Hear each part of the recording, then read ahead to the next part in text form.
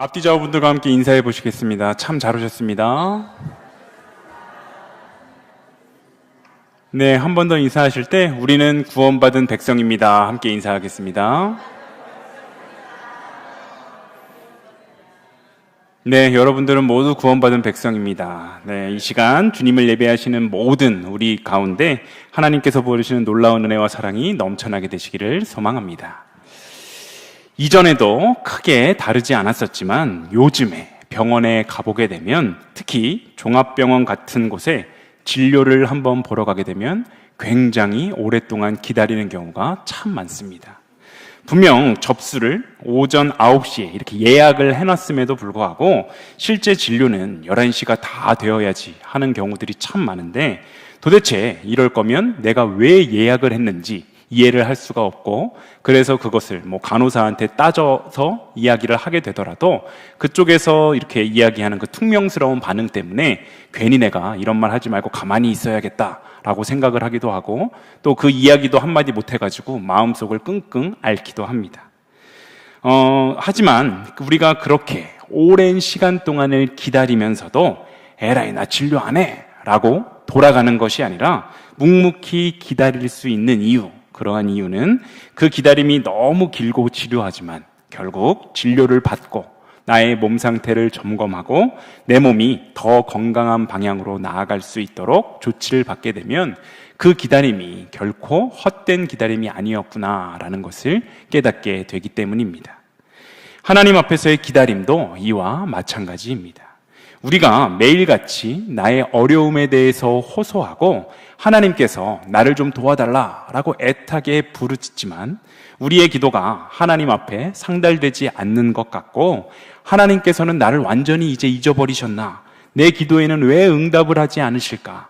언제까지 내가 이렇게 기도만 해야 하나? 라는 생각이 들지라도 결국 신실하신 하나님을 끝까지 인내하면서 기다리면서 우리가 기도하게 되면 우리에게 가장 좋은 것을 가장 좋은 때에 가장 좋은 방법으로 주시는 분이 바로 우리가 믿고 따르는 하나님이십니다.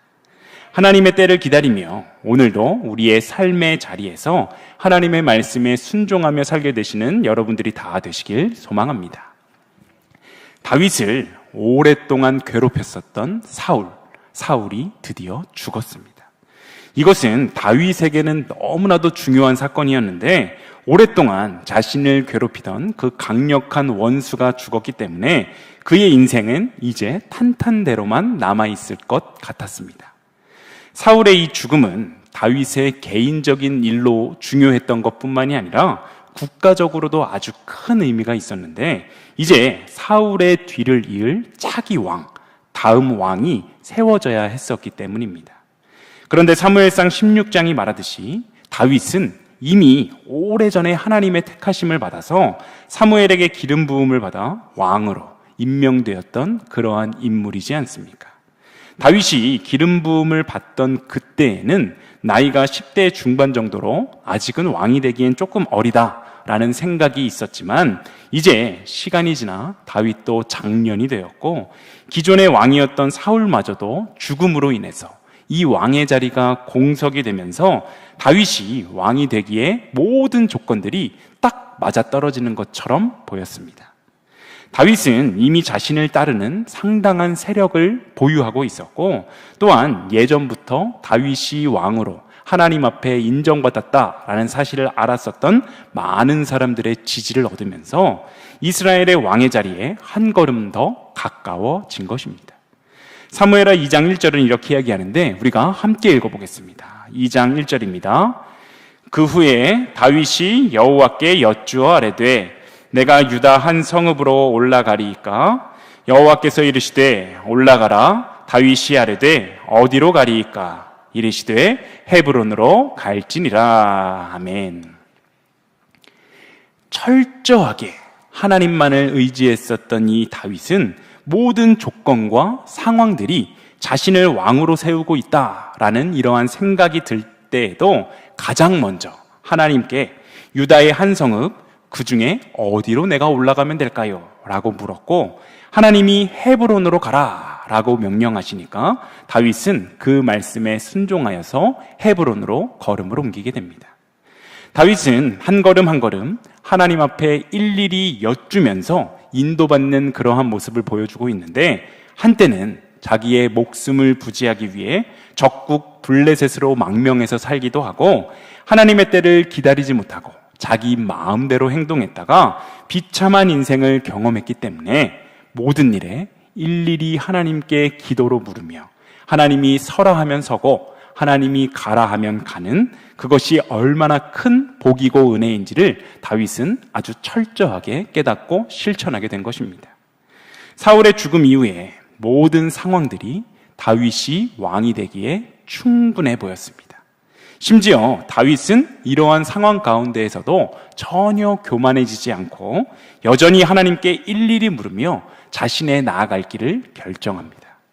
이런 모습을 통해 당연히 많은 사람들도 다윗이 왕이 될 것이다 라고 여겼을 것이고, 심지어는 다윗도 드디어 이제 때가 됐구나, 내가 드디어 왕이 되겠구나 라고 생각했을지도 모릅니다.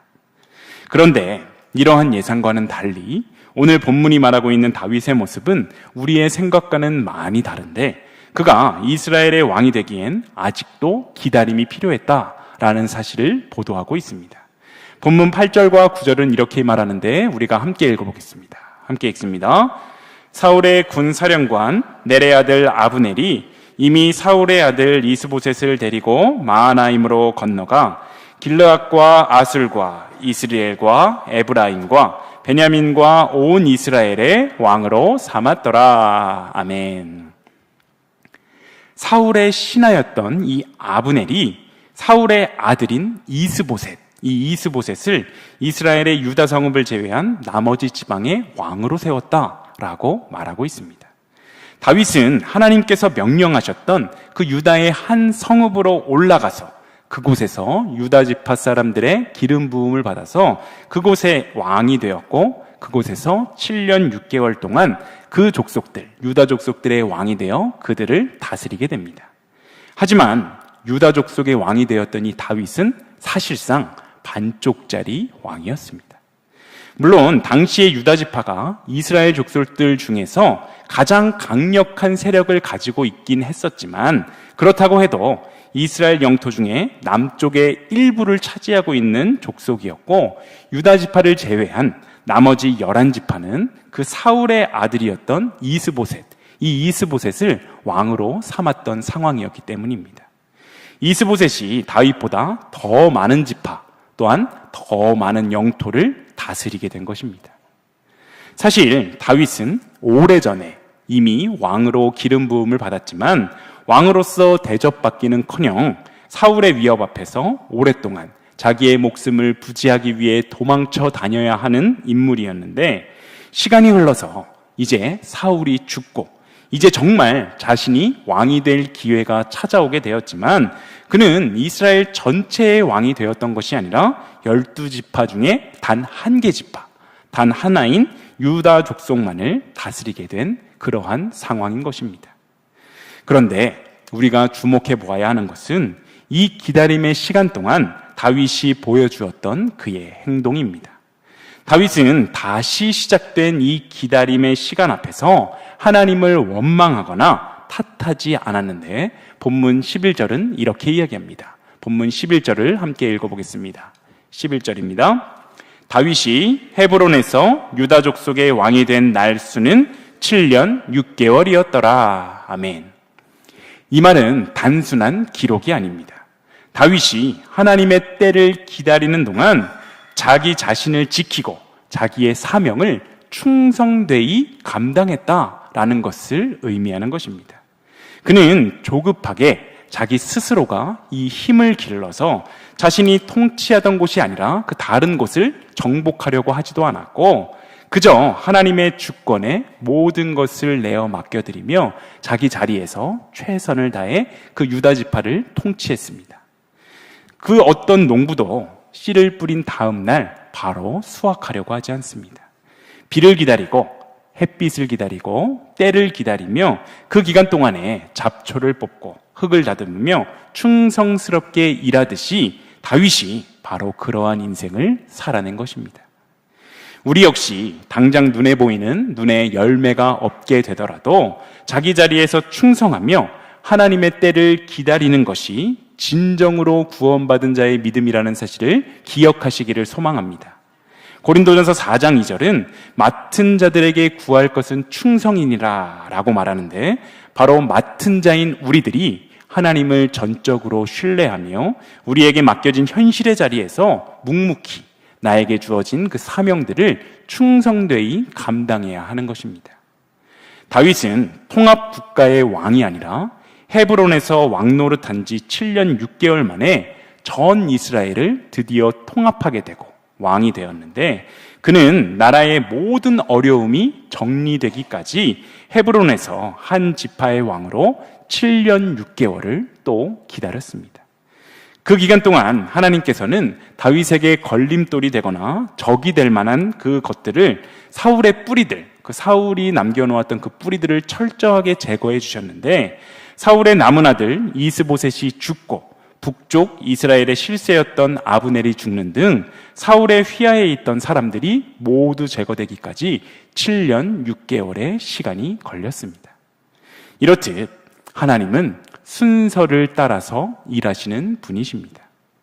하나님의 일하심은 때로는 점진적으로 우리의 인내를 요구하기도 합니다.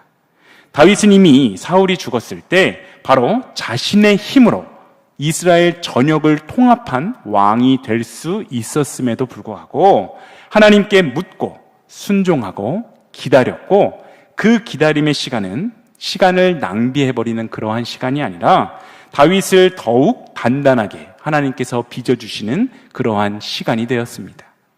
때로 우리가 하나님의 일하심이 이해가 되지 않더라도 전능하시고 신실하신 그 하나님께서 일하시는 방법에 바로 우리의 인생을 내어 맡기고 결국 나를 가장 선한 방법으로 이끌어 가실 그 하나님의 때를 기다릴 줄 아는 바로 우리들의 믿음이 되었으면 좋겠습니다.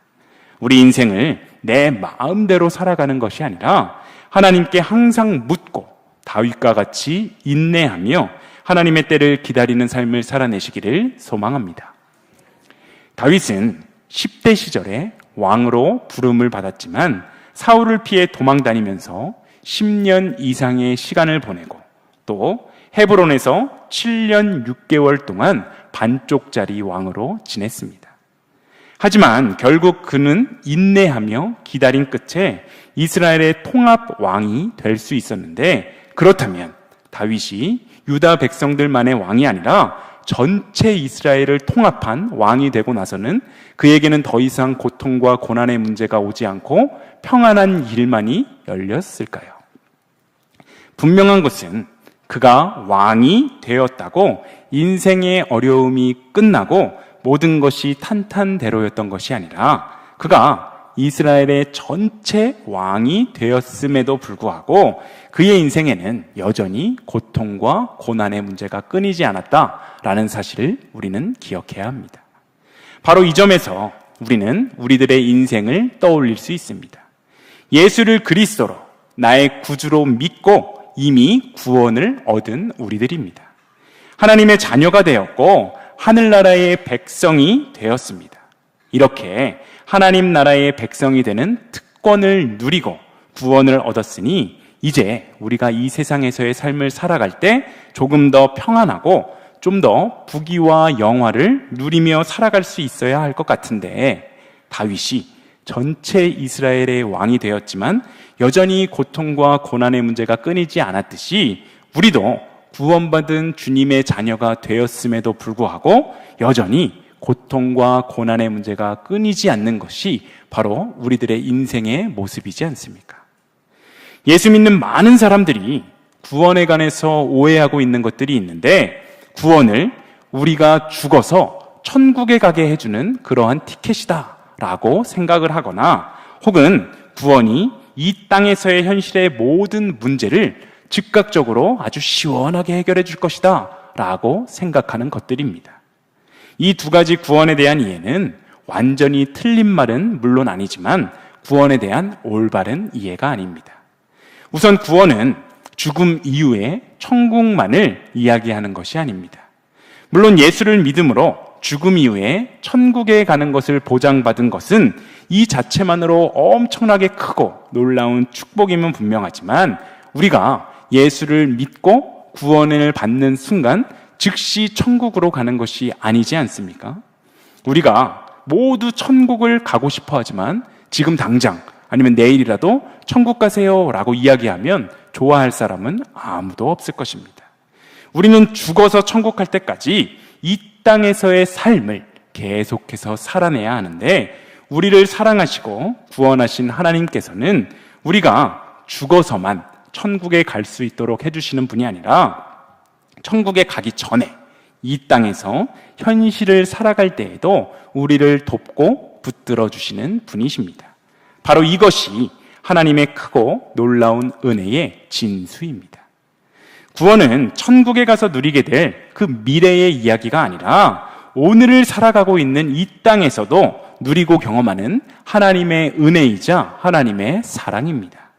이 세상이 아무리 혼탁하고 어지러워도 우리가 현실 속에서 우리가 구원받은 자임을 분명하게 인식하며 살아갈 때에 우리는 우리의 삶을 통해 얼마든지 하나님 앞에 영광을 올려드릴 수 있는 것입니다. 구원에 대한 또 다른 오해, 우리가 구원받았다고 해서 우리의 현실의 문제들이 즉각적으로 해결이 되거나 나의 삶이 갑자기 윤택해지는 것은 아닙니다. 수련의 후유증이라는 말을 들어보셨습니까? 수련회에 가게 되거나 부흥회에 참석하게 되면 뜨거운 찬양의 열기와 기도의 열기 속에서 정말 많은 은혜를 받고 큰 변화를 결심하게 됩니다. 그런데 수련회를 마치고 집에 돌아오게 되면 나의 일상의 자리는 아무것도 변하지 않았음을 우리는 깨닫게 됩니다. 나의 삶의 자리는 그 어느 것도 조금도 변하지 않고 오직 나만 바뀐 것입니다. 내가 마음이 성령이 충만해지고 정말 하나님의 뜻대로 살고자 강하게 결단했으니까 나의 인생도 확 달라지고 나의 어려움들도 좀 해결이 되고 이러면 좋을 것 같은데 여전히 나의 앞을 가로막는 현실의 문제 가운데 우리는 좌절하고 낙심하게 되지 않습니까? 그런데 심지어 시간이 조금만 흐르면 그 뜨거웠던 나도 온데간데 없이 나 자신도 별로 달라지지 않았구나라는 것을 발견하게 됩니다. 이러한 상황으로 인해서 실망하고 낙심하게 되는 것이 바로 수련의 후유증입니다. 구원에 대한 이러한 크게 두 가지 오해, 구원은 우리가 죽음 이후에 천국을 가게 해주는 것이다 와 구원을 받았으니 우리의 현실적인 문제가 즉각적으로 해결될 것이다 라는 이 오해는 오늘을 살아가는 우리들의 모습을 잘못되게 만들 수가 있습니다. 먼저는 신앙과 세상, 이 신앙과 현실을 분리하는 것입니다. 구원의 은혜가 죽음 이후에 있다고 믿기 때문에 우리가 살아가는 이 현실을 포기하고 맙니다. 변하지 않는 세상은 하나님께 버림받은 아주 더러운 곳이다 라고 생각을 하니까 세상은 자신이 살 곳이 아니라고 생각하면서 이 세상에서의 삶을 대충 살게 되는데 이것은 지금 이곳에 임하시는 그 하나님 나라의 능력과 성령의 역사를 부정하는 굉장히 위험한 행동입니다. 베드로가 변화산에서 예수님의 모습이 변형되어 얼굴이 해같이 빛나고 또 모세와 엘리야가 예수님과 함께 대화하는 그 장면을 목격하고 나서 그는 여기 있는 것이 좋사오니 라고 말하면서 그곳에 초막 셋을 짓고 그곳에 살기를 원했습니다. 하지만 예수님께서는 산 위에서의 영광스러운 그 체험으로 끝나는 신앙이 아니라 다시 산 아래로 내려가서 본래의 삶의 자리에서 그 산 위에서 받은 은혜를 삶으로 살아내는 것, 이것이 중요하다 강조하셨습니다. 구원에 대한 오해가 현실에서 문제로 나타나는 다른 하나는 믿음과 세상이 구별이 없이 같아지는 것입니다. 이것은 세상이 교회에 속하는 것이 아니라 반대로 교회가 세상에 종속되고 마는 것인데 교회와 세상의 구분이 사라지고 세상의 원리가 교회 안에 깊숙이 침투하게 되어서 세상의 목표가 바로 교회의 목표가 되어버리고 마는 그러한 현상입니다. 이것은 하나님의 거룩과 하나님의 영광을 잃어버리는 교회가 더 이상 교회의 역할을 감당할 수 없을 정도로 큰 위기에 빠지고 마는 것입니다. 하나님은 분명 우리를 너무나도 사랑하시지만 우리만 사랑하시는 것이 아니라 아직 주님을 모르고 살아가는 이 세상의 많은 영혼들도 사랑하십니다.